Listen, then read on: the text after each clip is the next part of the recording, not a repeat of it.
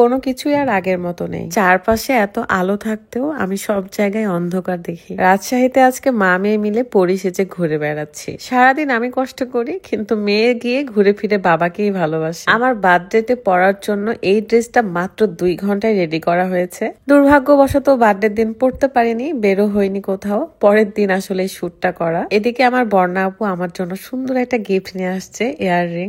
আমি এত খুশি হয়ে গিয়েছি। আর এবারে বার্থডেতে আমি প্রায় 12টা কেক কেটেছি, মানে এত এত ভালোবাসা। সত্যি বলতে এবারে বার্থডেটা আমার কাছে একটু আলাদা। যতটা সুন্দর ছিল ঠিক ততটার উল্টোও হয়েছে। মানুষের জীবন তো আর সবসময় এক গতিতে চলে না, তাই আসলে কষ্ট পেলেও আফসোস করি না। যাই হোক, 2-3 দিন ধরে আমি কেক কেটেছি এবং তাদেরকে ট্রিটও দিয়েছি, তা আবার সুলতান ডাইনে। আমার জন্মদিনে আমার একটা সুন্দর ড্রেস পরার ইচ্ছা ছিল, যেটা মাত্র 2 ঘন্টায় রেডি করা হয়েছে আমার মেয়ের এবং আমার। কিন্তু ভাগ্যে না থাকলে আসলে হয় না, সেদিন আমি বের হই নাই কোনো কারণে।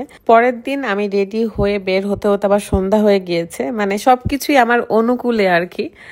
অল্প আলোতে যতটুকু পারা যায় শুট করতেছিলাম, কিন্তু এখানে আস্তে আস্তে রুকাইয়া ঘুমায় গেছিল, তাই তার মন মেজাজ একটু খারাপ ছিল। বাচ্চা মানুষ আসলে এইসব শুটের তো সে কিছু বুঝে না, কিন্তু আমরা রেডি হয়ে একটু ছবি ভিডিও না করলে আসলে শান্তি পাই না। আজকের ভিডিওটা আমার কাছে যেমনই স্পেশাল তেমন আলাদা টাইপ। সো খুবই সুন্দর সুন্দর কিছু টপিক এবং কিছু ভিডিও দেখানোর আগে একটু দেখাতে চাই তোমাদের সাথে সেই ভাইরাল এবং বেস্ট স্কিন কেয়ার শেয়ার করব। জাপান সাকুরার এই কম্বো সেটটা, যেখানে থাকবে একটা ফেস ওয়াশ, একটা আই ক্রিম, একটা সিরাম, সাথে থাকবে একটা এসেন্স ক্রিম, যা আমাদের স্কিনের কালো দাগগুলোকে দূর করে স্কিনটাকে গ্লো করবে। হোয়াইট রোজ ফেসবুক পেজ থেকে আমি জাপান সাকুরার কম্বোটা অর্ডার করেছি। পেজটা ভিডিও ডেসক্রিপশনে আছে। তো ফার্স্ট আমি ফেস ওয়াশ দিয়ে ভালো করে ফেসটা ক্লিন করে আসলাম। এখন ব্যবহার করব সিরাম, যেটা আমাদের স্কিনটাকে হাইড্রেট রাখে। রেগুলার স্কিন কেয়ার রুটিনে আপনি প্রোডাক্টগুলি ব্যবহার করলে স্কিনে যত কালো দাগ, মেস্তার দাগ, ব্রণের দাগ সেগুলো দূর হবে, সাথে স্কিনটাকে গ্লো করবে। সর্বশেষে আমি ব্যবহার করব আই ক্রিম, আর এটা খুব আলতো ভাবে আমি আমার চোখের নিচে অ্যাপ্লাই করব। সো দেরি না করে হোয়াইট রোজ ফেসবুক পেজ থেকে এখনই অর্ডার করে ফেলুন। Thank you.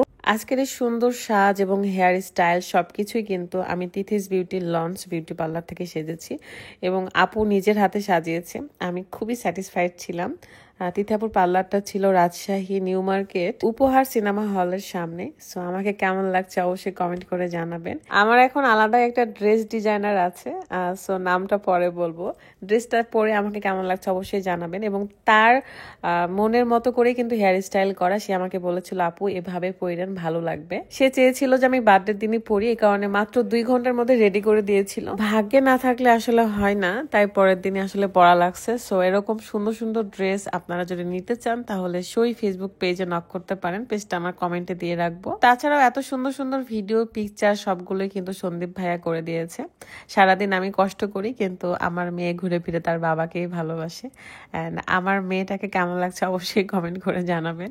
তার চুলেও একটু করে ফুল দেওয়ার চেষ্টা করেছিলাম, বাট সে একদমই রাখতে চাচ্ছিল না, তাই হালকা করে দেওয়া হয়েছে। অনেকক্ষণ পরে তার মন একটু ভালো হয়েছিল, কারণ সে রিক্সায় আস্তে আস্তে না ঘুমাই গেছিল।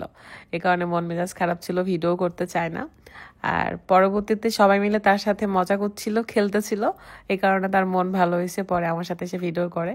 দেন এখানে সে খুব চালাকির সাথে একটা কাজ করেছে, বাবা মা দুইজনকেই বুকে জড়াই নিছে। মানে তার জীবনে বাবা মা দুইটাকেই লাগবে।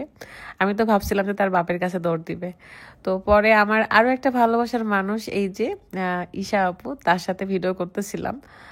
আর তারপরে আরো অনেক আনন্দ মজা করে আমরা রেস্টুরেন্টে খাওয়া দাওয়া করতে আসি।